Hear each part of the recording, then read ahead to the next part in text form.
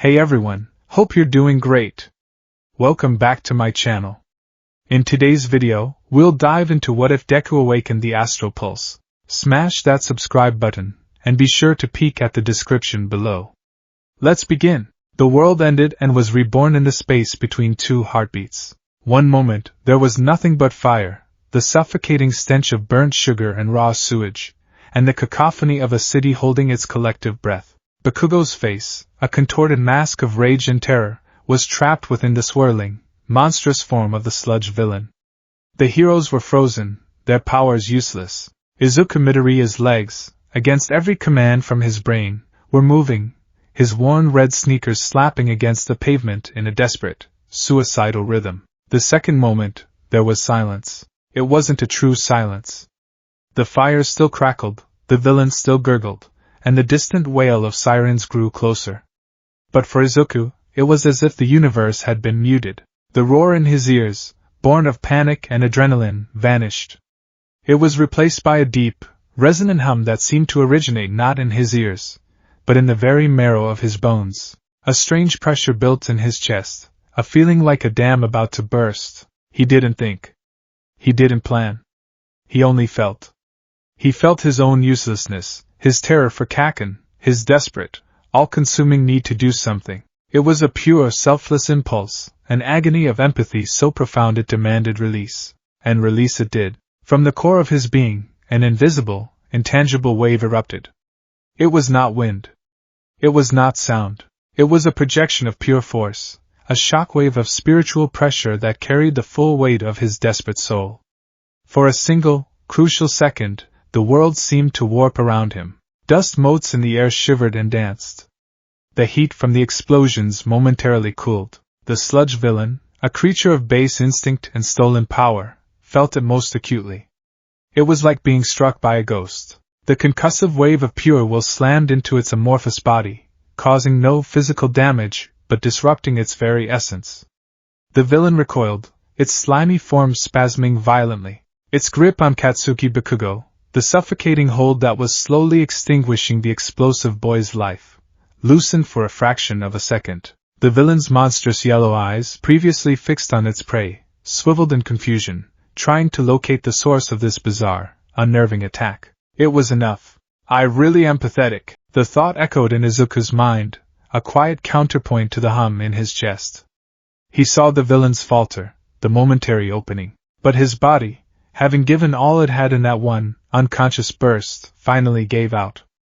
His legs turned to water, and he collapsed onto the hot asphalt, his school bag sliding from his shoulder. The world swam, a blurry watercolor of smoke and panicked faces. Then, a shadow fell over him.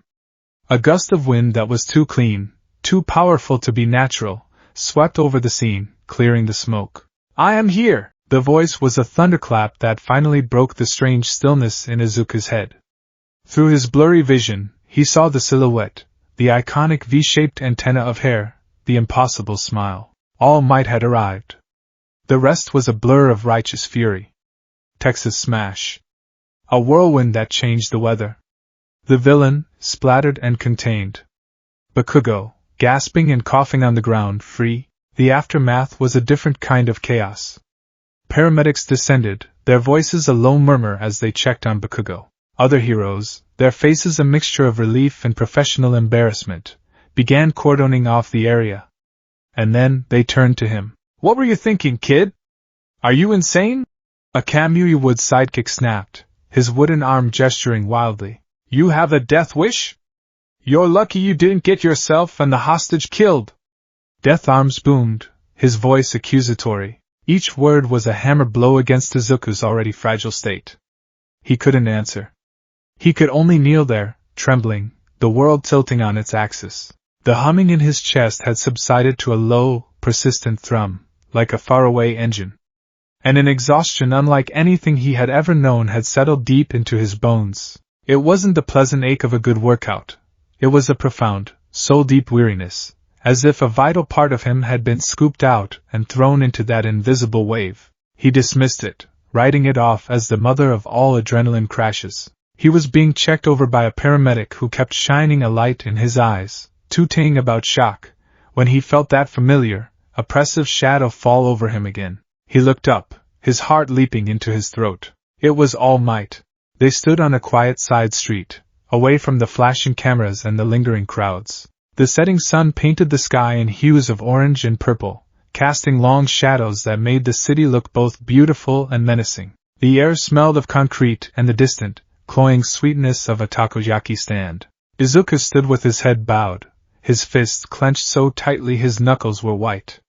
The scolding from the other heroes had been nothing compared to the shame he felt standing before his idol. He had been a reckless, quirkless fool. He had interfered. He had failed. "I am here," All Might began, his voice softer now, lacking the booming theatricality from before, "to thank you. And to scold you." Izuku flinched. "What you did was incredibly dangerous, young man. You threw yourself into a situation where seasoned pros were hesitating. You could have been killed." "I know," Izuku mumbled, his voice thick with unshed tears. "My legs, they just moved on their own. I don't know why." All Might was silent for a long moment. Izuku risked a glance up. The symbol of peace was looking at him with an unnerving intensity, his blue eyes piercing. The smile was gone, replaced by a look of deep, analytical thought. "Tell me, young man," All Might said, his tone shifting from scolding to intensely curious. "Just before I landed, what did you do?" Izuku blinked, confused. What do you mean?" "I threw my backpack." "It was stupid, it didn't do anything." "No. Not that," All Might interrupted, taking a step closer. "Something else happened. I was blocks away, closing the distance, when I felt it. A pressure in the air. A ripple. And I saw it, clear as day. That villain, it flinched. It recoiled as if it had been struck, and its hold on the other young man slipped. That was the opening I needed. It happened right as you charged in. So I'll ask again. What did you do?" Izuku's mind went utterly blank. A pressure? A ripple? He remembered the strange silence, the hum in his chest, the feeling of something bursting forth. But it was so abstract, so alien, he couldn't form the words. It felt like trying to describe a color no one had ever seen.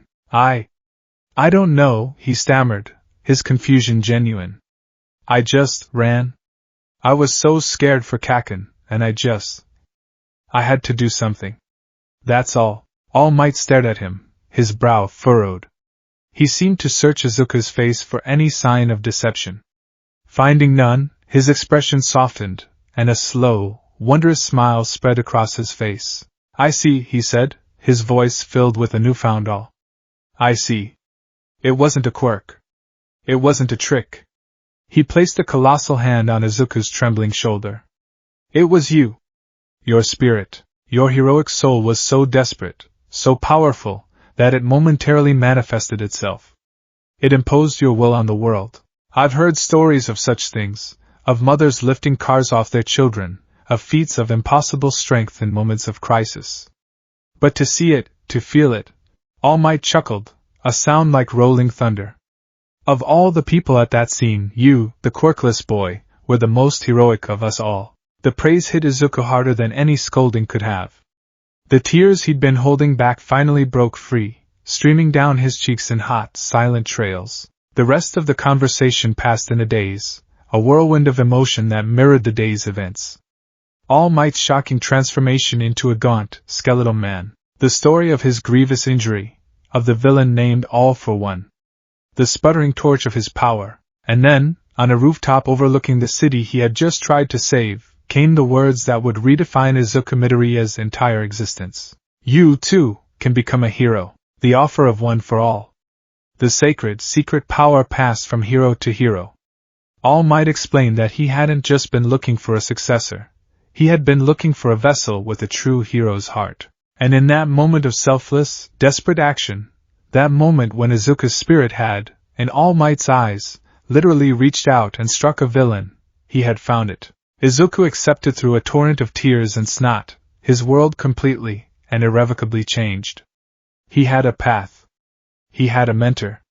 He had a chance. But as he walked home that evening, the weight of All Might's secret heavy on his shoulders and the promise of a quirk lighting his way, he couldn't shake the feeling of that deep, internal hum. He couldn't forget the soul-crushing exhaustion. All Might had given him an explanation, a beautiful, heroic explanation, but a small, analytical part of Izuku's mind, the part that filled notebook after notebook with observations, suspected it was something more. The 10 months that followed were a grueling crucible of sweat, pain, and iron. All Might's aim to pass, American Dream Plan was as punishing as its name was cheerful. Izuku's days became a relentless cycle of hauling scrap metal across the Goba Municipal Beach Park, of push-ups until his arms screamed, of a diet designed to turn his scrawny frame into a vessel capable of containing a supernova. The physical change was undeniable.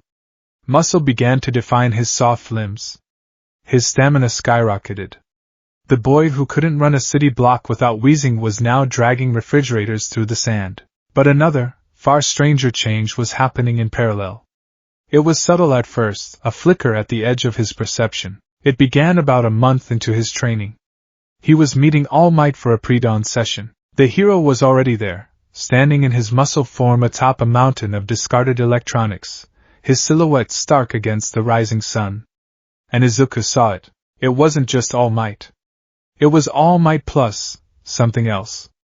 A corona of brilliant, golden light enveloped him, shimmering like a heat haze but with a depth and vibrancy that defied explanation. It wasn't a reflection of the sunrise.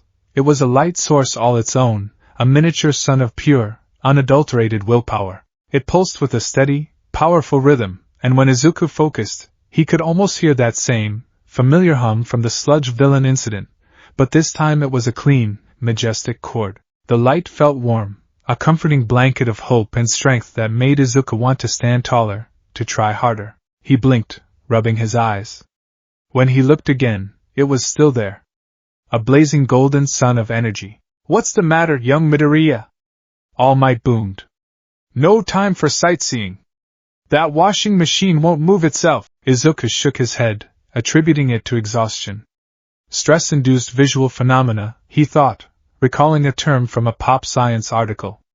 "My brain is just tired and playing tricks on me." But the tricks continued. 3 months into his training, he was on a cool-down jog through his neighborhood when he saw a familiar figure walking out of a convenience store. Katsuki Bakugo. Izuku instinctively ducked behind a vending machine, his heart pounding. And he saw it again. Bakugo wasn't glowing like All Might. His was a different kind of energy. It was a roiling, chaotic bonfire of jagged, spitting embers. The color was a furious red-orange, crackling with sharp, violent pops of crimson that flared whenever his expression soured. It was hot, aggressive, and radiated a palpable sense of challenge. But as Izuku stared, his analytical mind taking over, he noticed something deeper. At the very core of the inferno, buried beneath the layers of rage and arrogance, was a stable, molten gold, a core of immense pride and unshakable self-belief. And even deeper than that, a tiny, almost imperceptible flicker of something else, a cool, insecure blue that would appear for a millisecond before being swallowed by the flames. This time, Izuku couldn't dismiss it. It wasn't a hallucination. It was data. 2 different people, 2 vastly different auras. That night, he pulled out a fresh notebook. He'd already filled Hero Analysis for the Future, Volume 13 during his middle school years. He clicked his pen, poised to write Volume 14 on the cover. He paused, then slowly, hesitantly, wrote something else. Analysis of auras? Volume 1. His first entry was clumsy, a fumbling attempt to describe the indescribable. Subject: All Might Toshinori Yagi. Observation date: approximate. 1 month into training. Description: a powerful, radiant aura. Color is a brilliant, pure gold. Texture appears smooth, like polished metal, but radiates immense heat, not physical heat, more of an emotional warmth. It pulses with a slow, powerful, and steady rhythm. The visual is so intense it's almost blinding. It feels like hope. It feels like I am here. The hum is very strong with this one, seems tied to his hero form. Need to observe his true form more closely. Subject: Bakugo K. Kaken. Observation date: approximate. 3 months into training. Description: an aggressive and chaotic aura. Primary color is a fiery red-orange, with sharp crimson sparks that correlate with anger or frustration. Texture is jagged, like broken glass or embers. The rhythm is fast, erratic, and explosive. It feels loud. Gives me a headache if I look too long. There's a core of stable gold pride? And a very faint, fast flicker of blue insecurity? Fear? The hum is more of a crackle. The notebook became his secret obsession. He started cataloging everything and everyone. Subject: Mom Inco Midoriya. Observation date: 5 months into training. Description: a soft, warm aura. Color is predominantly lavender, like a comfortable old sweater. The texture is gentle, like fleece. It hums with a quiet, steady rhythm, like a cat's purr. It feels like safety and love.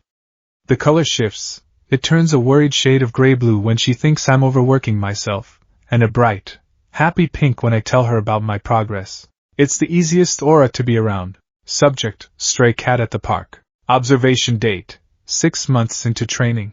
Description: a twitchy, skittish aura. Color is a pale, sickly yellow. Texture is thin and wispy, constantly in motion. The rhythm is like a hummingbird's wings, too fast to properly track. It's a dense ball of suspicion, hunger, and primal fear. It shrinks when I get too close. He quickly learned the downsides. Crowds became a unique form of torture. A trip to the train station was a sensory assault. The press of bodies was accompanied by a clashing, overwhelming sea of auras. The dull gray of commuter boredom, the anxious green of someone running late, the dark red of an argument, the bubbly yellow of friends laughing together. It was a cacophony of emotional noise, 1,000 different hums and rhythms all overlapping into a disorienting drone that left him with a pounding migraine and a profound sense of exhaustion. The same soul-deep weariness from the sludge incident, only lesser in magnitude. He learned to keep his head down, to focus on the cracks in the pavement, to build a small, quiet bubble for himself in the storm. 9 months into his training, a week before the deadline, he made another crucial observation.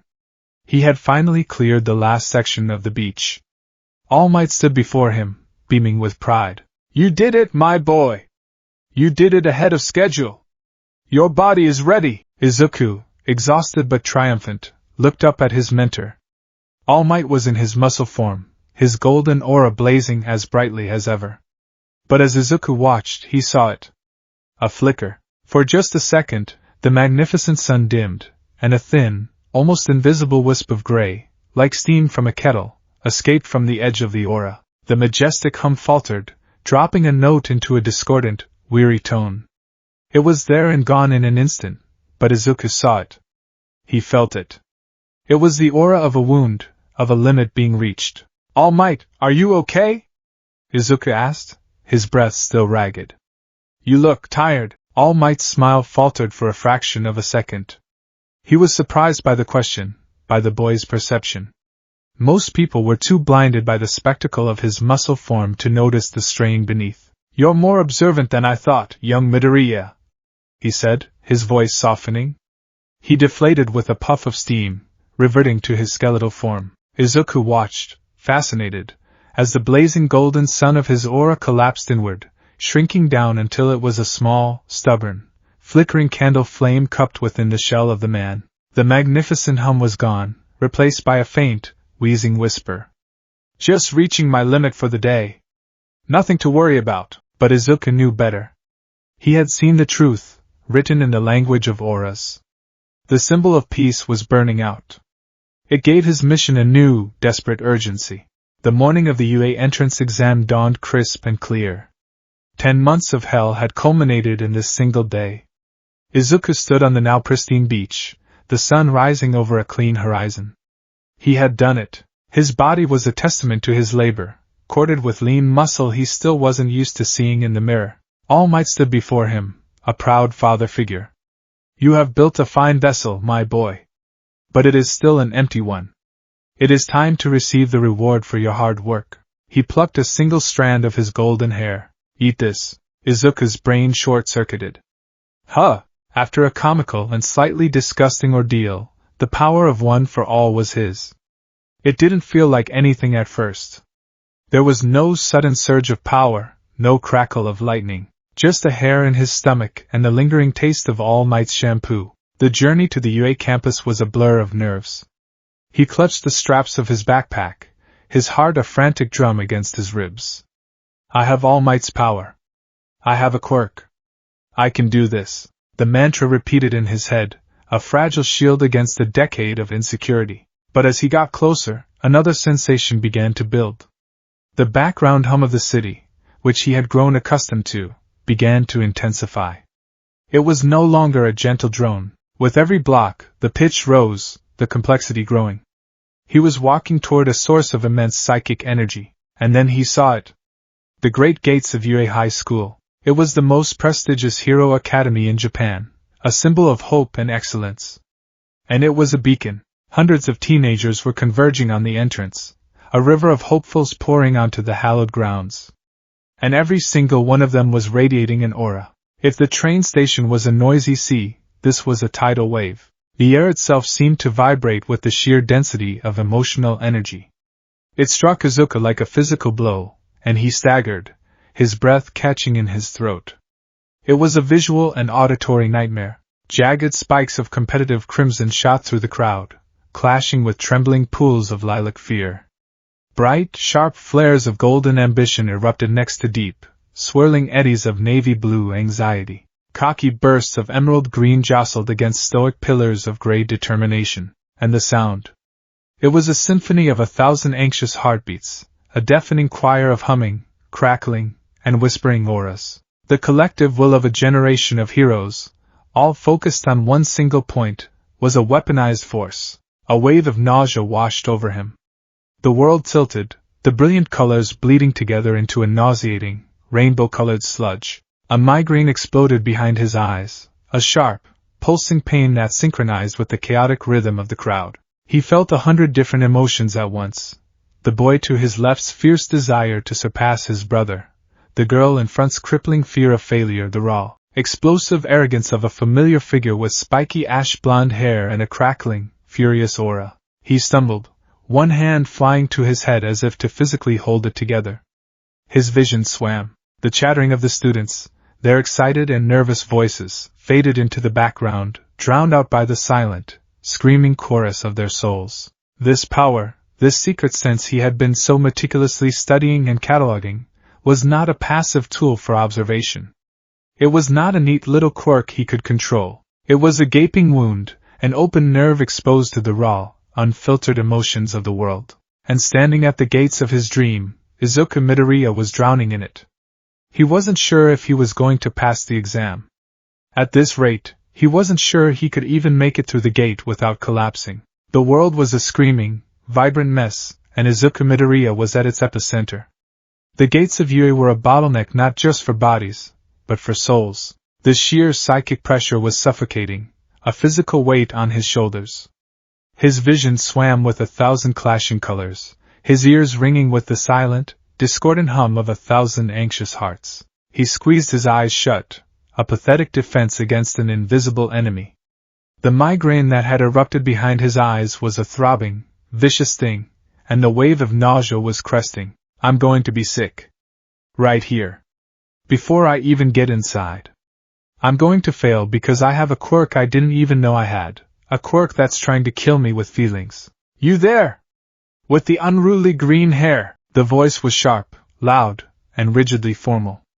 It cut through the chaotic symphony of auras like a conductor's baton rapping sharply on a music stand. Izuku flinched, his eyes snapping open.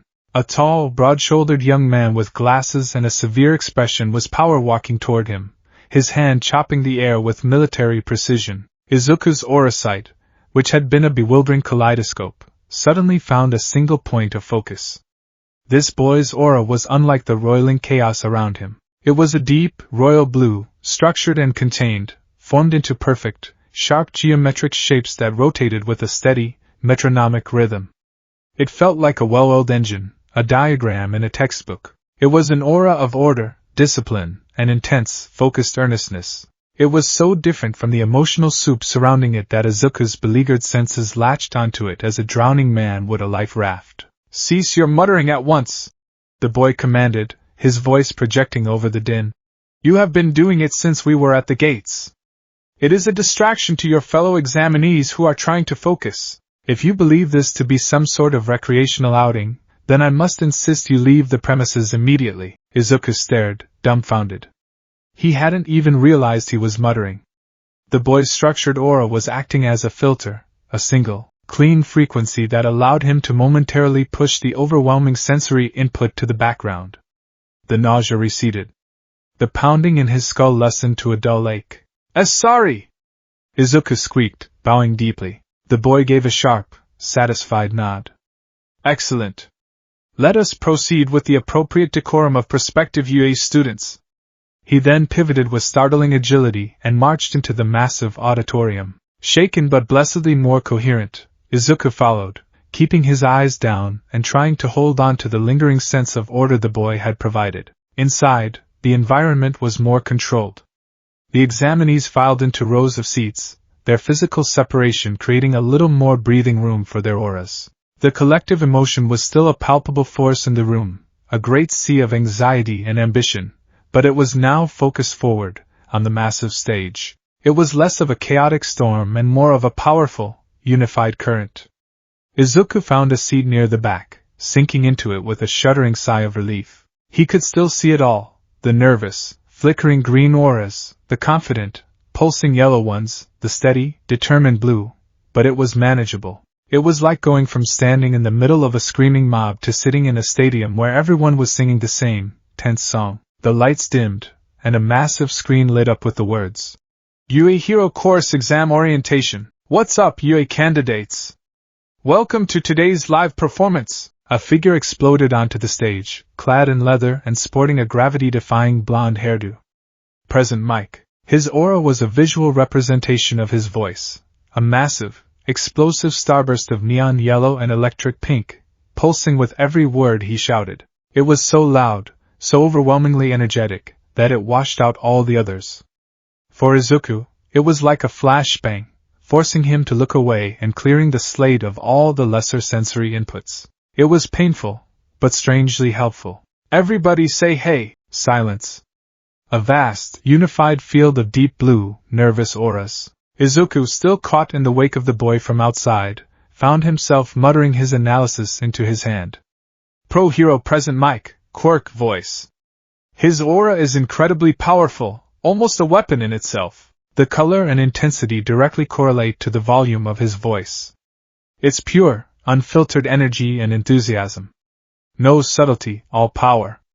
It's really bright. I like your spirit, little listener. Present Mike yelled, pointing in his general direction. Izuku froze, his face flaming red. He could feel the auras of those around him shift, their colors flickering with amusement and annoyance. Present Mike launched into his explanation of the practical exam. A mock urban environment. 3 types of villain bots, worth 1, 2, and 3 points respectively. The goal was to use their quirks to immobilize as many as possible within the time limit. It's like a video game, a student whispered excitedly a few rows down, his aura flaring a bright, playful green. The boy from outside, who Izuku now saw was sitting several rows ahead, shot to his feet. Excuse me, sir, I have a question. His hand was raised so straight it could have been a ruler. Hit me. On the printout, there are 4 types of villains listed. Not 3. If this is a misprint, it is a gross oversight for Japan's top hero academy. He bowed stiffly. And you, with the curly hair, he pivoted, pointing directly at Izuku. You have been muttering this entire time. It is deeply distracting. Please desist. Izuku shrank in his seat, wishing the floor would swallow him whole. The sea of auras around him rippled with laughter. He saw Bakugo, several sections over, turn his head. His crackling, furious aura intensified, the red-orange flames licking higher as he glared. The silent message was clear, you're an embarrassment, Deku. All right, examinee 7111. Present Mike chuckled. Thanks for the call-in. The 4th villain type is the 0-pointer. It's an arena trap. It's worth 0 points, so my advice is to run away. That's all I got for you today. I'll leave you with our school motto. As the great hero Napoleon Bonaparte once said, A true hero is someone who overcomes life's misfortunes. Go beyond. Plus ultra. As the students were herded out toward their designated battle centers, Izuku's mind was racing. Robots. Not living things. Would his aura sight even work? He had seen the faint energy from the stray cat, a living creature. But a machine? What kind of soul did a robot have? The question filled him with a new kind of dread, one that had nothing to do with sensory overload. He had just inherited the world's greatest quirk, but he couldn't use it yet. If this strange, secret second quirk of his was also useless, he was walking into this exam with nothing but his wits and a body trained to haul garbage. The gargantuan gates of Battle Center B loomed before him. He was surrounded by another crop of examinees, but he was better prepared this time. He focused on his breathing, a technique he'd unconsciously used during his training. He built a small mental wall, picturing his mother's soft, lavender aura, and used that feeling of safety to dull the assault of the crowd. It worked mostly. The world was still a vibrant, humming place, but it was a movie instead of a first-person reality. He saw the girl from the entrance, the one with the round face and rosy cheeks. She had a gentle, bubbly aura of pale pink and light green, full of nervous energy but underpinned by a solid, warm core of determination. She looked like she was about to trip, and Izuku moved to warn her before she suddenly steadied herself. The gates began to groan open. Everyone tensed. Right, start! Present Mick's voice blared from unseen speakers. What are you waiting for? The die is cast! There are no countdowns in a real fight! Run! Run! Run! The world exploded into motion. A boy with engines in his legs, the severe one from the auditorium, blasted past in a streak of disciplined blue light. A blond boy with a sparkling naval laser shot off with a flourish of shimmering gold. The pink and green girl ran with a determined look on her face. The river of auras poured into the city, and in seconds, Izuku was left standing alone in the shadow of the gate. The distant sounds of explosions and crumbling concrete echoed through the mock city. Izuku's heart hammered against his ribs. Move! You have to move! He sprinted into the city, his new muscles pumping. The streets were a maze of tall, featureless buildings. He rounded a corner and saw it. A lean, green machine on tank treads, its single red eye swiveling toward him. A one-point villain. Okay. This is it. My first fight. I have one for all. All I have to do is punch it. He could almost hear All Might's voice. You've only had the power for a few hours. You haven't channeled it at all. If you use it at 100%, your limbs will explode. Izuku's arm, raised to punch, froze in place. The image of shattered bones and ruined muscle filled his mind. He couldn't afford to be a one-shot weapon. If he took out one robot and broke his arm, his exam would be over. He'd have 1 point. It wasn't enough. The robot charged, its metallic claws snapping. Izuku yelped and scrambled backward, his mind a frantic mess. I can't use it. I'm too scared. What do I do? What do I do? In his desperation, his other sense took over. He stopped thinking about quirks and started thinking like an analyst. Weak point. It has to have a weak point. He focused on the robot, his eyes scanning its chassis, its joints, its optical sensor. And as he stared, the world of color and light shifted. He saw it. It wasn't a living aura. There was no emotion, no warmth, no soul. But it was there. A faint, cold, blue light, humming with a sterile, mechanical drone. It was located deep within the robot's central torso, a small, intricate web of energy that looked like a circuit board made of pure light. It was the machine's heart. A ghost in the machine. The robot lunged. Time seemed to slow. Izuku didn't think. He reacted. He remembered the sludge villain incident, the buildup of pressure in his chest, the desperate need to push. He reached for that feeling, but this time, he didn't unleash a wave. He gathered it, compressing it into a single, tight point in his palm. It was a tiny, invisible marble of pure will. He dodged the robot's claw and, as it passed, thrust his open palm toward its chest. He didn't touch it. He just flicked. A small, focused concussive pulse, no bigger than a fist, shot from his hand. It was completely silent, completely invisible. The pulse passed through the robot's outer armor as if it weren't there and struck the cold, blue energy core dead on. The effect was instantaneous and deeply strange. The robot's red eye flickered. It shuddered once, a violent, full-body spasm.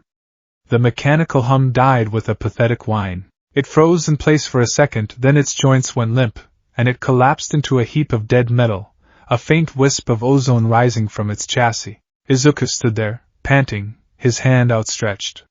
He felt it immediately, a sharp, draining pull from his core. It wasn't painful, but it was profound. The same soul-deep weariness, a tiny sip from the well of his vitality. Using that pulse had cost him something. One point, he whispered, a disbelieving grin spreading across his face. He looked at his hand, then at the dead robot. It worked. He had a weapon. A subtle, precise, and utterly exhausting weapon. A 2-pointer rolled around the corner, its heavy cannons aiming at him. Izuku didn't hesitate. He dodged behind a pillar, took a deep breath, and focused. He saw its energy core, larger and brighter than the last one. He darted out, another silent, invisible pulse leaping from his fingertips.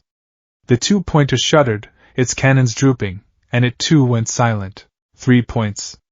The drain was more significant this time, a cold hollowness spreading in his stomach. He was already starting to feel lightheaded. He spent the next few minutes like a ghost, darting through the alleys while other examinees made a racket. He saw the engine boy Ida zip past, kicking robots apart with practiced ease, his structured blue aura a blur of motion. He saw a girl creating cannons from her skin, her aura a steady, inventive silver. Compared to them, he was pathetic. They were racking up dozens of points while he was sneaking around, taking potshots that left him feeling like he'd just run a marathon. He managed to disable 2 more 1-pointers, bringing his total to a paltry 5 points. He was panting, sweat plastering his hair to his forehead, and the deep, vital exhaustion was making his vision swim. 2 minutes left! Present Mick's voice boomed. 2 minutes? 5 points? It wasn't enough. It couldn't possibly be enough. Panic began to set in, cold and sharp. All that training, All Might's faith in him, all for 5 measly points. He needed to do something drastic. Maybe he had to risk it. Maybe he had to use one for all, just once. And then the ground began to shake. It was a tremor at first, a deep, rhythmic shudder that vibrated up through the soles of his shoes. Then it grew into a ground-shaking quake. Buildings swayed. The roar was a crescendo of grinding metal and hydraulics, a sound so immense it drowned out everything else. A shadow fell over the street, vast and absolute. Izuku looked up, and his blood ran cold. The 0-pointer. It was bigger than he could have imagined, a green metal behemoth that towered over the tallest buildings in the cityscape. Its head scraped the fake clouds. Its massive, treaded base crushed entire city blocks into rubble as it moved. It wasn't just a robot, it was a mobile skyscraper, a monument to overkill, and its energy signature. Izuku's breath hitched. If the smaller robots were glowing circuit boards, the 0-pointer's core was a cold, blue star. It was a terrifyingly huge, perfectly stable sphere of raw, artificial power located in its head, burning with a light so intense it hurt to look at even with his second sight. Panic erupted. The other examinees, who had been fighting with such confidence, turned and fled. Streaks of terrified color shot away from the behemoth. It's the 0-pointer. Run! It's not worth any points. Get out of here! Izuku turned to run, too, his survival instinct screaming at him. But then he heard a cry. A small, pained whimper. He stopped. He turned back. And he saw her, the kind, round-faced girl from the entrance. Uraraka. She was trapped, her leg pinned beneath a huge slab of concrete dislodged by the 0-pointer's advance. And her aura, it was a pale, flickering, sky blue, thrumming with sharp, painful pulses of terror and agony. It was a silent, desperate scream that only he could hear, a frantic signal that cut through all his fear and self-preservation. Help! It hurts. I'm trapped. Help me! The world narrowed to that one, single point of focus. The fleeing students, the ticking clock, the fear of his own power, it all vanished.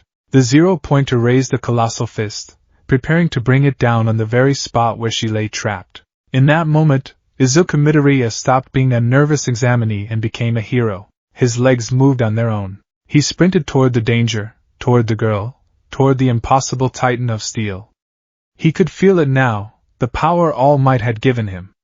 It wasn't just a hair in his stomach anymore. It was a furnace igniting in his core, a sun waiting to be born.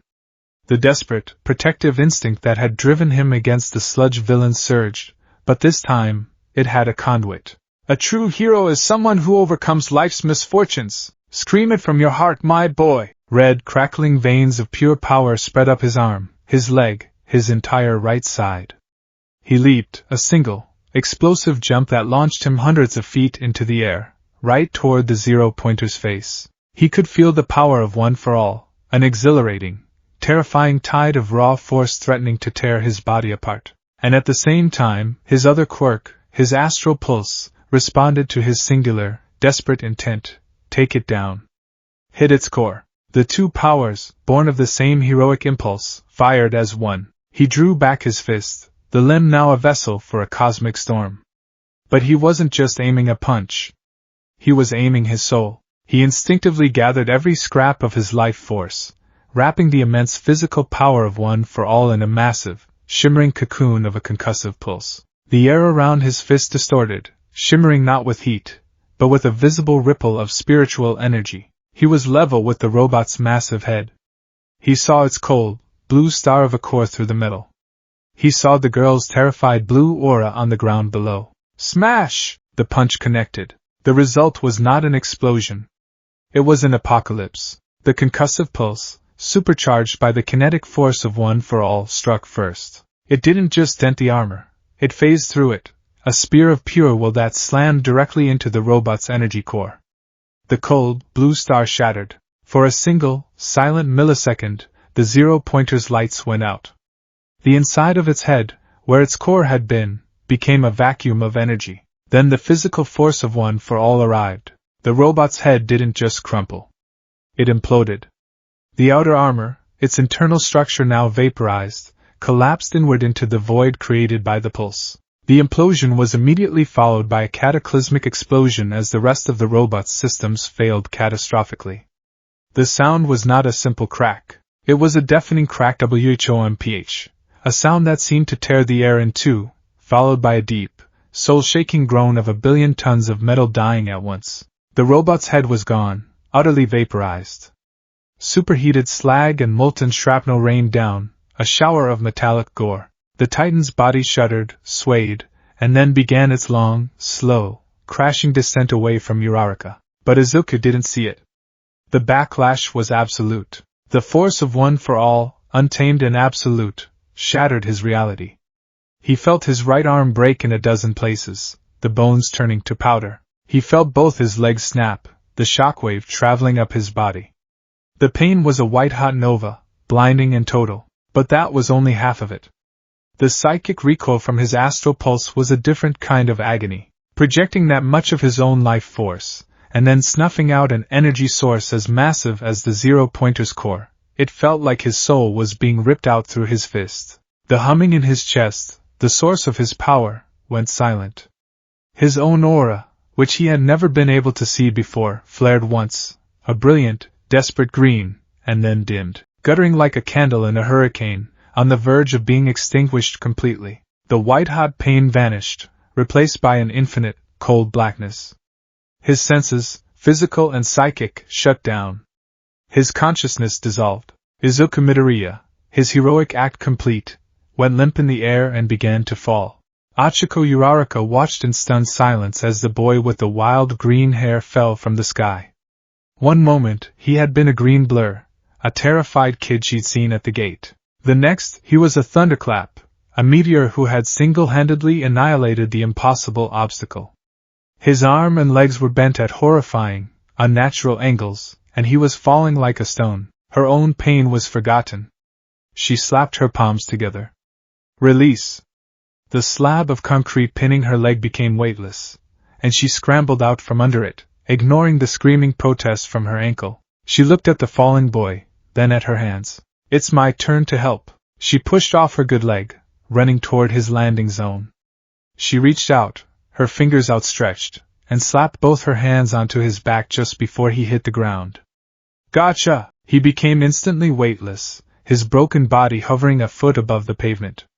He was unconscious, his face pale and slack. Time's up! The horn blared, signaling the end of the exam.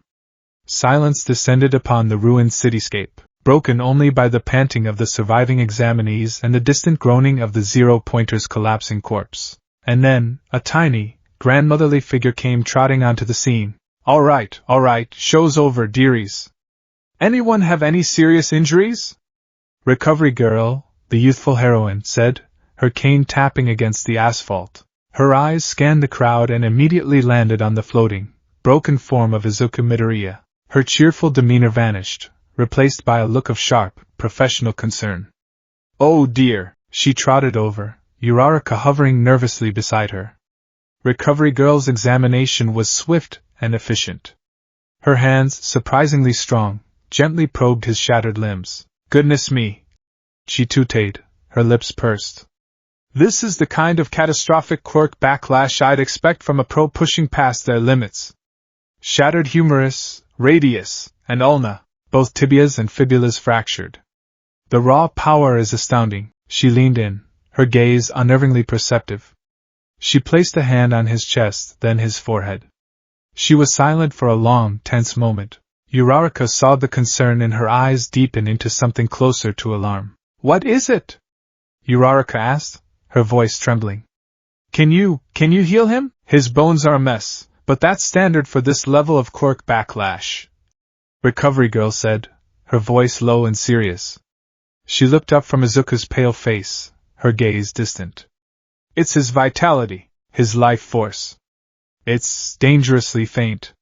It feels like a lamp that's been almost completely drained of its oil. She shook her head. Healing these bones will take a huge amount of his own energy. In his current state, it could be dangerous. A few other students had gathered, drawn by the spectacle. They watched as Recovery Girl leaned down and gave Izuku a soft kiss on the forehead. Her quirk activated, a gentle golden glow enveloping him. His broken limbs began to straighten, but the process was slow, far slower than her usual instant fixes. He's stable for now, she announced, pulling out a phone. But I'll need to move him to the main infirmary and monitor him closely. This isn't just physical exhaustion. Something else happened here. The journey back was a blur for Izuku, a dream of floating on a stretcher, of hushed voices, and the persistent, sterile smell of antiseptic. He surfaced into consciousness only to be submerged again by waves of bone-deep fatigue. He was a ship lost in a black, dreamless ocean. When he finally awoke for good, the world was quiet. The roaring, screaming, vibrant colors were gone. The humming was gone. There was only the gentle, rhythmic beeping of a heart monitor, the quiet rustle of starched sheets, and the soft, white light of a hospital room. He tried to sit up, but a wave of dizziness washed over him. His arm was in a sling, and his legs felt heavy and weak, but the searing pain was gone. He was whole. He looked around. He was in a clean, white room. An 4 was taped to the back of his hand. And sitting in a chair beside his bed, watching him with an expression of intense, serious scrutiny, was Recovery Girl. A flood of panic hit him. The exam! Did I fail? How many points did I get? He asked, his voice a dry rasp. Recovery Girl didn't smile. She didn't reassure him. She simply leaned forward, her old eyes holding his with an unshakable gravity. The look on her face wasn't one of a healer looking at a patient. It was of a scientist looking at an anomaly. We can discuss your score later, she said, her tone leaving no room for argument. Right now, there's a more pressing issue. Your physical injuries, while severe, are understandable, but the state I found you in was not. The level of vital energy depletion. I've only seen it a handful of times, in cases of rare, life-draining quirks. She paused, letting the weight of her words sink in. Izuku stared at her, his heart beginning to pound a slow, heavy rhythm against his ribs. You were registered as quirkless. Then you manifested this incredible, destructive power. That alone is a 1 in a billion anomaly, she continued, her gaze unwavering. But I don't believe that's the whole story. The data from your physical and my own senses tell me there's more. She took a slow breath, her expression unreadable. Midoriya, she said, her voice soft but firm, cutting through all of his confusion and fear. We need to talk about your other quirk. The stark white of the infirmary ceiling was the first thing Izuku's world resolved into. It was a blank, silent canvas, a blessedly empty slate after the sensory apocalypse of the entrance exam. For a few blissful moments, there was no humming, no kaleidoscope of painful colors, just the quiet, rhythmic beep of the heart monitor and the dull ache in his bones that was the ghost of their shattering. Then, Recovery Girl's words landed, and the silence was broken. We need to talk about your other quirk. Izuku's mind, sluggish with exhaustion, struggled to parse the sentence. Other quirk? The concept was alien. For 10 years, the number of quirks he possessed was 0. For the last few hours it had been 1, a sacred, borrowed power he had yet to understand.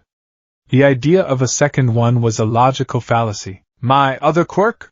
He repeated, his voice a dry rasp. He pushed himself up, wincing as his muscles protested. I don't understand. I was quirkless. All Might gave me. I mean I have... He trailed off, his eyes wide with panic. He couldn't talk about one for all. Recovery Girl's expression softened, but her gaze remained sharp. I know about one for all, dearie. Tashinori blubbered the whole story to me over the phone while you were being brought in. That boy has never been good at keeping secrets from me or Nizu. She waved a dismissive hand.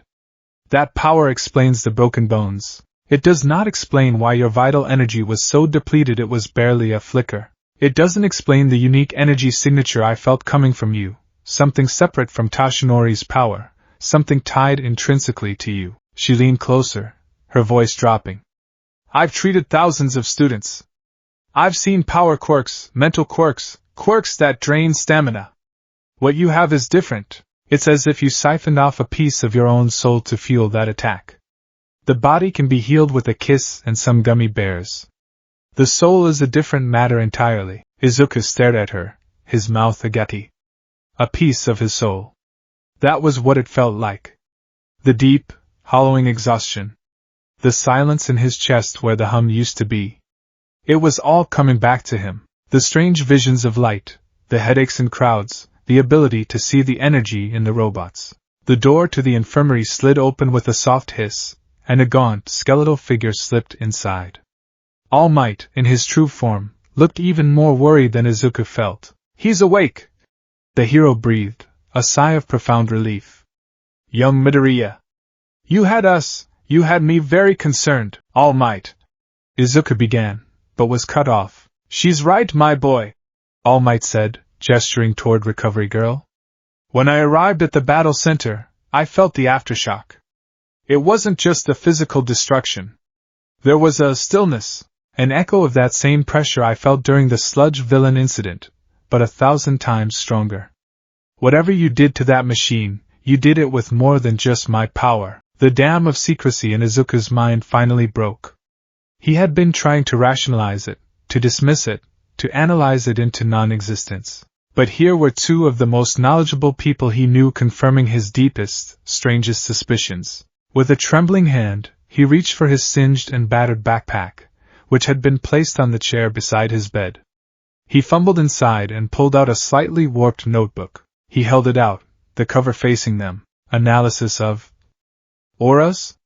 Volume 1. Recovery Girl took the notebook, her eyebrows rising. All Might leaned over her shoulder, his sunken eyes scanning the first page. She flipped through the entries, detailed, almost obsessive observations of the light and energy he saw around All Might, Bakugo, his mother, even a stray cat. She stopped on a newer, more frantic entry. Subject, UE exam robots. Observation date, today. Description, not alive. Do not possess a true aura. However, they radiate a core energy signature. A cold, sterile light pale blue in color. It hums with a monotone, electronic drone. The energy is contained within a complex pattern, like a glowing circuit board. I believe this is their central processing unit, or power core. It appears to be a weakness. Striking this energy core with a focused pulse, of my own energy causes immediate system failure. This pulse is invisible and non-physical. It drains my own energy to use. The zero-pointer's core was immense, a star of cold blue light. I think I broke it. Silence reigned in the infirmary. Recovery girls slowly closed the notebook and placed it on the bedside table as if it were a fragile artifact. She looked at Izuku, her expression a mixture of awe and profound concern. Astral pulse, she murmured. A quirk that perceives and projects life energy. A mental emitter hybrid of incredible rarity and power. And it awakened alongside you, inheriting one for all. She shook her head, a slow, disbelieving motion. The universe has a strange and terrifying sense of humor, so I have too, Izuku whispered, the reality of it finally solidifying. One for all, and this astral pulse. He looked at his hands. One quirk was a sacred torch passed to him, the other was a strange, dangerous fire that had ignited on its own. The path forward, which had seemed so clear on that rooftop, had just fractured into two uncertain directions. A week later, his acceptance letter arrived. He had gotten 60 points. Not 5. 60. That girl you saved.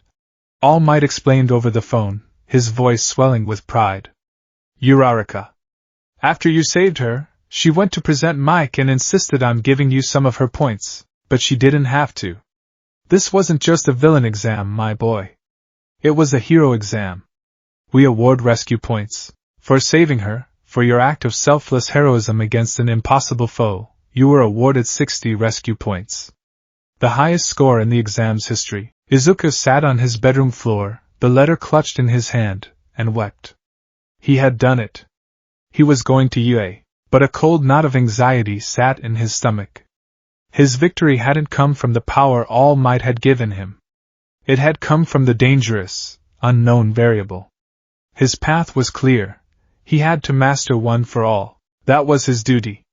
The astral pulse was a complication, a drain, a distraction. He decided then and there, he would focus solely on the sacred trust. He would learn to control one for all, and leave the ghost in his own machine dormant. The door to Class 1A was absurdly large. Izuku stood before it, his new uniform stiff and unfamiliar, his heart thumping a nervous rhythm against his ribs. He took a deep breath, trying to implement the mental shielding technique he'd been practicing. He imagined a small, quiet room, its walls built of his mother's soft, lavender aura. It was a fragile defense, but it was better than nothing. He slid the door open and was immediately met with a familiar, structured blast of royal blue. You! Ida Tenya, the severe boy from the exam, was already there, his posture ramrod straight even while seated. His aura was a beacon of order in the relatively empty classroom. Good morning! I am Ida Tenya from Somei Private Academy. I'm Midoriya Izuku. He stammered, bowing. It's nice to meet you, Ida-kun, Midoriya-kun. Ida's blue aura sharpened with intensity. I must apologize for my conduct during the orientation. And I must commend you. You alone understood the true nature of the practical exam, did you not? I was completely blinded. You, on the other hand, you are the superior student. Before Izuku could respond to the overwhelming praise, a new voice cut in. Oh! It's you! The plain-looking boy, he turned. It was her. Uraraka Achiko. Her aura was a bubbly, warm sunrise of pink and light green, radiating genuine, unadulterated cheerfulness. It was a stark, welcome contrast to Ida's rigid blue. You were amazing! She gushed, her hands animated. That punch! It was like BWHOSH. And then you were all GHHH on the way down. It was incredible. As they talked, Izuku could feel the classroom filling up behind him. The ambient hum grew louder, the air thickening with a fresh mix of auras. He saw a flash of angry crimson. Bakugo had arrived, his aura already simmering. He didn't even glance at Izuku, just stomped to his seat and put his feet on the desk, the crackling energy around him a clear do not disturb sign. If you're here to make friends, then you can pack up and leave. The new voice came from the floor. A man in a yellow sleeping bag lay on the ground behind Uraraka, looking like a disheveled caterpillar. His aura was strange. It was a dim, tired charcoal gray, frayed at the edges like a worn-out blanket.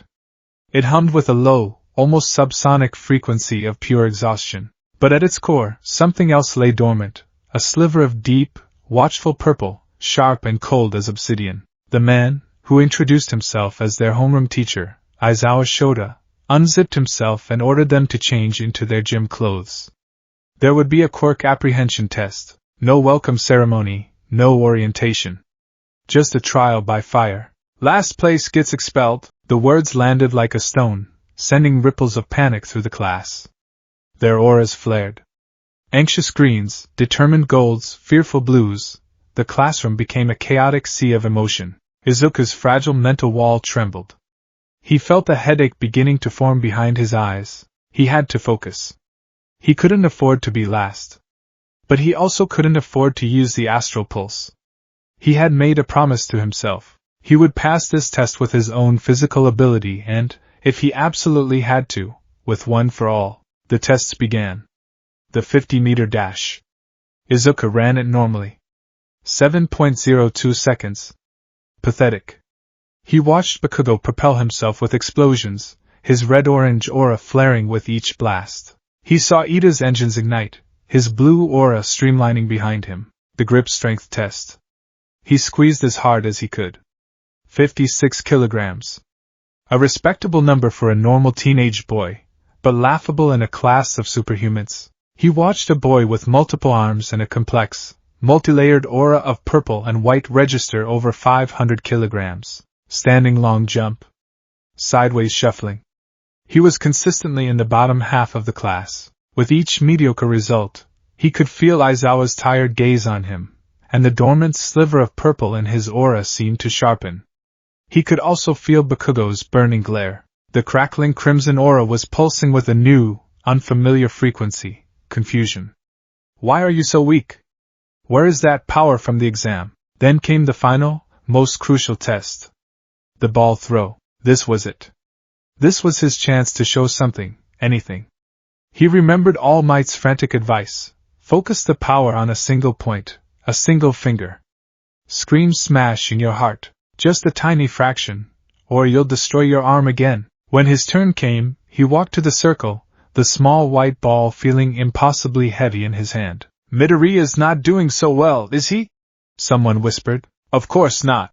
Bakugo sneered, though his voice lacked its usual confidence. He's quirkless, the lie stung, but Izuku ignored it. He took a deep breath. He focused. He reached for the vast, simmering ocean of one for all within him.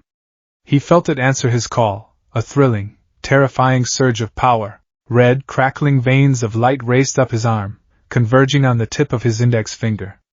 The air around him grew hot. His own aura, which he usually only perceived in others, flared to life in his senses, a bright, determined emerald green intertwining with the raw, crimson power of OFA. He reared back, ready to unleash his single, desperate shot at redemption. And then the world went quiet. Aizawa's eyes flashed a brilliant, menacing red. His scarf and black hair billowed upward as if caught in an updraft. The effect was instantaneous and shocking. From Izuku's perspective, the power he was holding vanished. The crimson light in his finger fizzled out and died. The exhilarating connection to the ocean of OFA was severed, the line cut. The roar of power in his ears was replaced by a deafening silence. His arm, which a second ago had felt like it contained a star, was just an arm. I erased your quirk, Aizawa said, his voice a low, dangerous drawl. The tired gray of his aura was now suffused with that sharp, focused purple. It's illogical to have a quirk that powerful if you can't control it. You just injure yourself and force someone else to save you. But as Aizawa held his gaze, his brow furrowed in a flicker of confusion. His erasure was absolute. When he used it, the target's quirk factor became dormant. He saw the visual manifestation of Midoriya's power, the red light, disappear completely. The immense energy he'd felt building up had vanished. And yet, something remained. It was a faint, persistent static. A low-level pressure in the air around the boy. A quiet, deep hum that his quirk wasn't touching. It was like trying to turn off a television, but the screen goes black while the speakers continue to emit a low, buzzing tone. Aizawa had never encountered anything like it. His power worked on the biological mechanism of quirks. This other thing, it felt deeper, more fundamental. It wasn't registering as a quirk factor at all. What are you? Aizawa thought, his suspicion solidifying into cold, hard intrigue. Izuku was spiraling. His quirk was erased. He was powerless again. The mocking laughter of his middle school classmates echoed in his head. The doctor's sterile diagnosis. You should probably give it up. Last place gets expelled. His dream, which he had held on to for 10 agonizing months, was crumbling to dust in a single afternoon. Panic, cold and absolute, seized him. He was going to fail. No, he wouldn't fail. He couldn't. He had come too far. On pure, desperate instinct, the same instinct that had made him charge the sludge villain, the same instinct that had disabled the robots, he reached for his other power. He let go of the severed connection to OFA and focused inward, on the deep, resonant hum in his own chest. He didn't try to summon a destructive wave. He didn't try to shatter anything.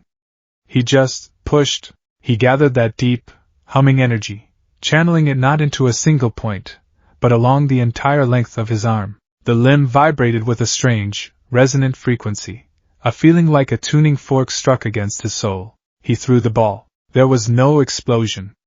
No shattering of bone. No crater in the ground.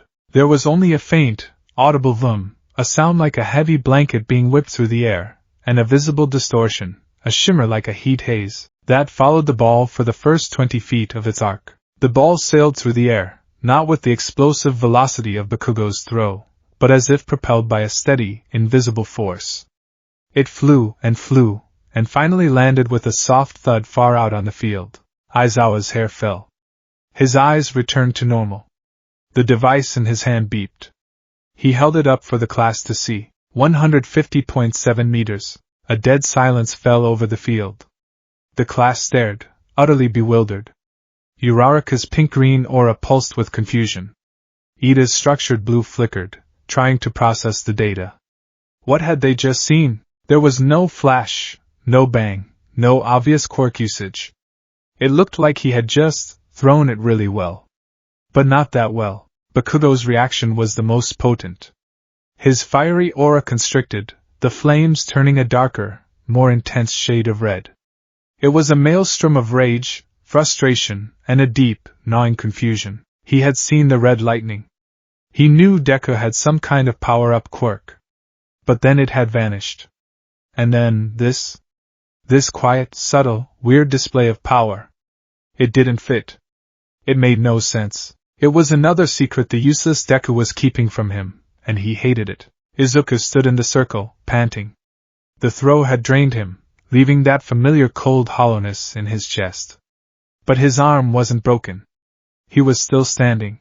Aizawa lowered the device, his expression unreadable. "You can still move, at least," he said, his voice flat. He turned away, a predatory grin flashing across his face for a single instant. "You're not a one-trick pony after all." He had a new puzzle to solve. Midoriya Izuku was a problem. And Shota Aizawa loved solving problems. The rest of the tests passed in a blur. Izuku, having proven he wasn't entirely helpless, reverted to using only his physical abilities. His final score was second to last, just above a short, purple-haired boy whose aura was a lecherous, sticky shade of violet. And the expulsion? It was a logical deception, Aizawa said with a terrifying smile, to make you push your limits. The collective sigh of relief from the class was a physical wave of shifting auras. Izuku nearly collapsed. He had survived his first day. A concussive pulse, you're calling it? All Might stood with Izuku in one of UA's empty training gyms after school. He had listened intently as Izuku recounted the ball throw, his skeletal face etched with concern. "It seems so," Izuku said, rubbing the arm he'd thrown with. It still felt strange. A little numb, a little cold. "Aizawa-sensei erased one for all, and I panicked. I just used the other thing, and you didn't break your arm." All Might observed, his gaze distant. "But you felt the drain. The weariness." "Yes. It's not as bad as after the exam, but I feel empty." All Might paced the length of the gym, his chin in his hand. This is a dangerous balancing act, young Midoriya. One for all is a power that puts an immense strain on the body, a vessel that must be strong enough to contain it. This astral pulse, it seems to drain your spirit, your very life force. To use both, especially at the same time like you did with the zero-pointer, you are burning a candle at both ends. You could burn out completely before you ever reach your prime. The gravity of his words settled heavily in the quiet gym. Izuku looked down at his hands, at the faint scars from his training. He had two immense powers, and either one of them could destroy him. What do I do? Izuku asked, his voice small. You learn control, All Might said, stopping in front of him. Not just of one for all. You must learn to master this astral pulse as well. You can't just let it lie dormant. It's part of you. If you can't control it, it will control you. It will drain you when you're stressed, overwhelm you in crowds, and lash out when you panic. He put a hand on Izuku's shoulder. I am a brawler, my boy. My expertise is in punching things. For this other power, you need a different kind of training. You need to look inward. You need to find stillness. Many heroes with mental or sensory quirks use meditation to build focus and control. It will help you quiet the noise of other people's auras and perhaps give you a better understanding of your own. Meditation. The idea seemed so foreign, so at odds with the explosive, frantic world of heroics he was trying to enter. But All Might was right. He couldn't keep living on the edge of a sensory meltdown. He had to gain some measure of control. That night, the hum of the city outside his window seemed louder than usual. Izuku sat on the floor of his All Might-themed bedroom, his legs crossed awkwardly, his back straight. He closed his eyes. Meditation. Find stillness.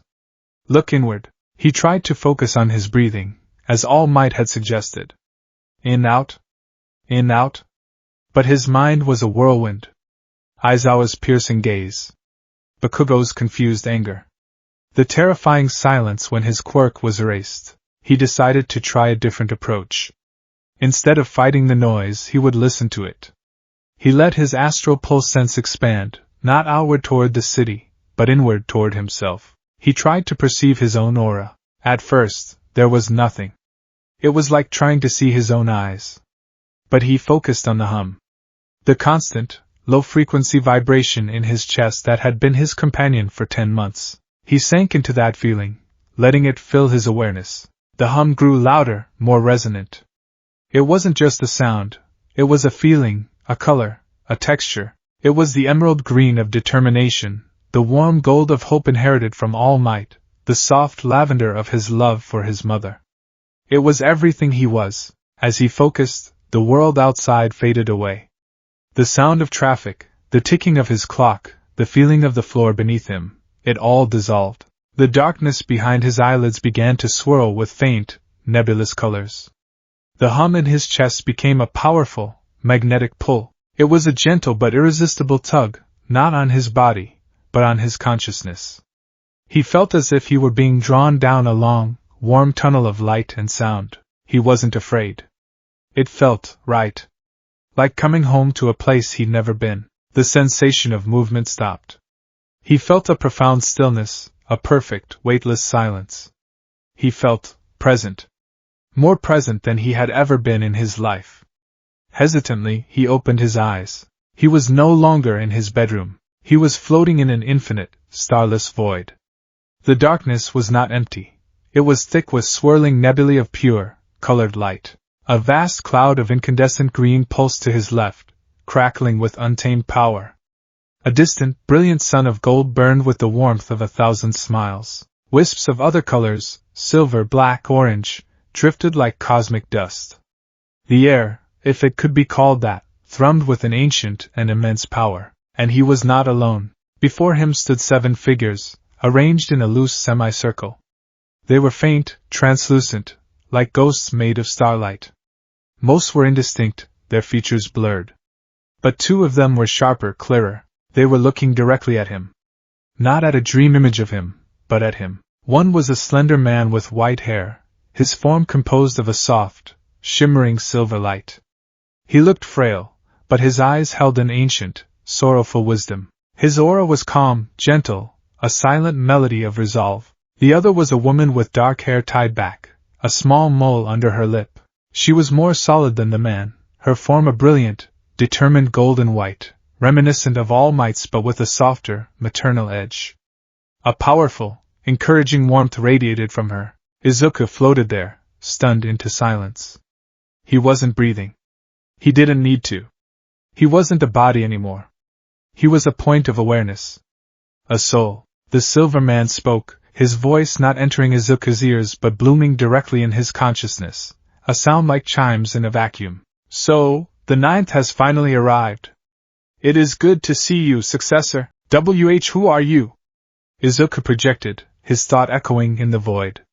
Where am I? The woman smiled, a sad but incredibly kind expression. You are within One for All, child. This is the heart of the power. We are the vestiges of its previous wielders. She gestured to the Silver Man. This is Yoichi Shigaraki, the first. Then she placed a hand on her own chest. And I am Nana Shimura, the 7th, Nana Shimura. All Might's master. The woman who had died fighting All for One. The name struck Izuku with the force of a physical blow. He stared at her, at this ghost of a hero, and felt a wave of awe and sorrow wash through him. But All Might said the vestiges were just echoes. Izuku thought, his mind reeling. That they were like dreams, for the others they were. Yoichi explained, his silver form drifting slightly closer.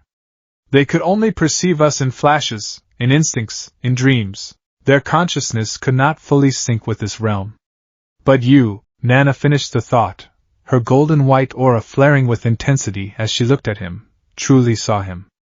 Your quirk, this astral pulse, it allows your consciousness, your soul, to vibrate on the same frequency as this place. It's a key, a master password that unlocks the door. You are not dreaming, 9th. Your astral form has been pulled into the core. You are here with us. Truly here, a key. His strange, dangerous second quirk was a key to the first. The realization was staggering. 1,000 questions flooded his mind, but one rose above the others. Can you help me? To control One for All? Nana's smile widened, full of a fierce, grandmotherly pride. Help you? Child, because you are here, truly here, we can do more than that. We can guide you. We can teach you. We can help you master One for All far faster, and in ways none of us ever could. You can learn to grasp the full spectrum of this power, not just the strength. Hope, pure and overwhelming, surged through Izuku. This was it. This was the answer. His second quirk wasn't a curse or a distraction. It was a blessing, a tool that would allow him to become the hero he needed to be. But as he basked in the warmth of that hope, he saw Nana's expression shift. Her smile faded, replaced by a look of profound, chilling seriousness. Her warm, golden white aura dimmed, a cool, fearful blue creeping in at the edges. Yoichi's calm, silver form seemed to flicker, as if disturbed by a cold wind. But there is a cost, Nana said, her mental voice losing its warmth. There is always a cost. She looked at him, her eyes boring into his very soul. Your quirk, it will allow you to master One for All faster than any before you. But it will also make you a beacon, an irresistible signal in the dark. Yoichi added, his own voice a sorrowful whisper that promised a terrible truth. The hum of your soul, amplified by our power, will resonate across the world. Most will not notice it. But there is one who hunts for unique quirks, for sources of great power. The one who created this place by mistake. Nana's form solidified further, her gaze hardening with a grim, protective fire. It will make you a beacon for the one who created it. My brother will feel you, 9th. Yoichi stated, a simple, terrifying fact. Not just the echo of our power, which he has always hunted. He will feel the vibrant, unique song of your soul. And he will want it. All for One will want to take your quirk and add its song to his silence. The hope in Izuku's core turned to ice. He was no longer just the inheritor of a sacred power. He was a lighthouse in a dark, hungry ocean, and the greatest monster in history was sailing straight for him. The days following Izuku's first true communion with the vestiges were a study in duality. By day, he was Midoriya Izuku, the quiet, nervously mumbling student in Class 1A. He sat through lectures on hero law from Cementos, his mind diligently taking notes, while a larger part of his awareness was focused on maintaining the fragile mental shields that kept the emotional cacophony of his classmates at a manageable distance. The classroom was a living ecosystem of auras, a constant, low-grade sensory hum he was slowly, painstakingly, learning to tune out. He could see the sharp, competitive gold flaring from Yayorozu whenever she answered a difficult question. He could feel the simple, joyful, electric yellow that surrounded Kaminari whenever he made a joke that landed. He saw the deep, quiet, forest green of Tsuyu Ajiri's aura, a calm, steady presence that barely wavered. And always, from across the room, he felt the burning, crackling bonfire of Bakugo, a constant, simmering pressure of rage and observation. But by night, he was the ninth, the student of ghosts. His meditation was no longer a fumbling attempt at stillness. It was a deliberate journey. He would sit on his floor, close his eyes, and let the hum of his own soul guide him down that tunnel of light and into the starless void within one for all. There, Nana Shimura and Yoichi Shigaraki became his true teachers. The other vestiges remained indistinct, silent observers, their forms like smudges of starlight. But Nana and Yoichi were clear, present, and infinitely patient. One for all is not a sledgehammer. Ninth. Nana's voice would bloom in his mind, her golden white form demonstrating by shaping a piece of the void's light into a complex, flowing ribbon. It is an ocean. You have been trying to punch with a tidal wave. You must learn to channel it. Let it flow. Feel it, don't just unleash it. They taught him not through physical practice, but through pure conceptual understanding. In this astral realm, he could feel the power as they did, a living, breathing entity. He learned to feel the subtle currents within the ocean, the different flavors of power left by each wielder. He could feel Nana's sense of floaty weightlessness, a playful, buoyant energy. He could feel the raw, kinetic power of the third wielder, a kinetic, jarring force like a series of controlled explosions. He began to practice. In the gym, under All Might's watchful eye, he would hold out his hand and try to call forth not a destructive smash, but a gentle stream. He'd focus on Nana's guidance, trying to let the power flow into his full body, picturing it as water filling a vessel rather than dynamite packed into a shell. The result was full cow. The first time he achieved it, it lasted for only a second. A web of emerald green energy, a perfect fusion of his own aura and the raw power of OFA, enveloped his body. For that one, glorious second, he felt no strain, no threat of breaking bones, only a harmonious surge of immense power. Then the connection shattered, and he was left panting, but whole. My boy! All Might breathed, his skeletal face alight with a wonder he hadn't shown in years. To achieve this level of control in mere weeks. It took me years to even begin to grasp this concept. Izuku couldn't tell him the truth. He couldn't explain that he had the ultimate cheat sheet, a direct line to the architects of the power. He just smiled, a little sadly. I have good teachers. His control over the astral pulse was growing in tandem. The nightly sessions in the void, where his soul was the primary mode of existence, were like an intensive workout for his second quirk. He learned to better solidify his mental shields, to distinguish and filter the auras around him rather than just being battered by them. The headaches were less frequent. Crowds were still unpleasant, but they were no longer a form of torture. He also began to experiment. He could now create a concussive pulse on demand, a small, controlled puff of force he could use to nudge a book off a shelf from across the room. It was still draining, that sip from the well of his soul, but it was no longer a debilitating chug. He was learning economy of force. And then came the day of the battle trial. I am coming through the door like a normal person. All Might's voice boomed as he burst into the classroom, his posture anything but normal. His golden aura was a magnificent, blinding sun, filling the room with a palpable sense of excitement and strength. The class erupted in cheers, their own auras flaring in response. They were herded to Ground Beta, the same mock city where the entrance exam had taken place. It was a strange, nostalgic sight for Izuku. This time, he wasn't overwhelmed. He stood calmly, his mental shields holding firm, observing the vibrant energies of his classmates as they chattered excitedly about their brand new hero costumes. His own costume, designed by his mother, was a simple green jumpsuit with a large, slightly goofy grin-like respirator and long, rabbit ear-like protrusions on the hood. It was a loving, if slightly embarrassing, tribute to his idol. For this exercise, All Might announced, you will be split into teams of 2, heroes versus villains. The villains will be guarding a fake nuclear weapon hidden somewhere in this building. The heroes must either capture the villains or secure the weapon within the time limit. Your fates will be decided by drawing lots. Izuku's heart hammered in his chest. A direct confrontation. This was the first true test of his progress. He drew his lot. Team A. His partner. He turned to see Uraraka bouncing on the balls of her feet, her pink and green aura vibrating with enthusiasm. Looks like we're a team, Deku-kun. Let's do our best. Her cheerful energy was a comfort. But then the opposing team was announced. Team D. Bakugo Katsuki and Ida Tenya. A cold dread washed over Izuku, momentarily cracking his mental shields. He felt it from across the lot, the sudden, violent surge in Bakugo's aura. The bonfire of red-orange rage exploded into a raging inferno, the flames turning a sharp, furious crimson. It wasn't just anger. Izuku's refined senses could pick apart the complex emotions within the blaze. There was the familiar arrogance, the competitive fire, but now it was laced with the dark, obsessive threat of frustration and a deep, burning need for answers. Bakugo's gaze locked onto him, and the heat of his aura felt like a physical force. Finally. I finally get to break you and figure out what the hell you are. The first match was announced. Team A heroes versus Team D villains. As they were given their prep time, Uraraka was practically vibrating with nervous energy.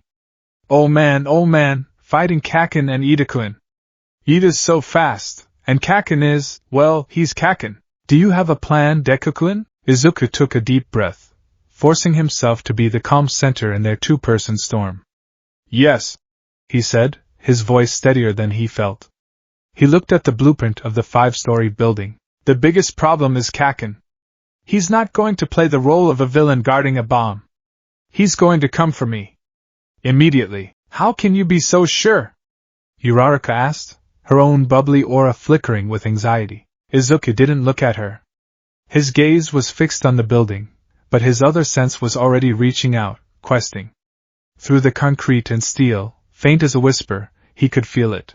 The structured, orderly blue of Ada's aura was on the 5th floor, predictably staying with the objective. But Bakugo's, his furious, crackling inferno was on the 3rd floor, pacing back and forth like a caged tiger, its energy pointed directly at the building's entrance. Pointed directly at him. I just know, Izuku said softly. He tapped the blueprint. He'll hunt me down, expecting to catch me off guard in one of these blind corners. Ida will stay to guard the weapon. Your job, Uraraka-san, is to find the weapon. My job is to handle Kaken. Handle him? But he's so strong! His quirk, I know, Izuku said. He looked at her, offering a small, determined smile. But I have an advantage he doesn't know about. I can hear his soul screaming. Battle! Start! All Might's voice echoed through their earpieces.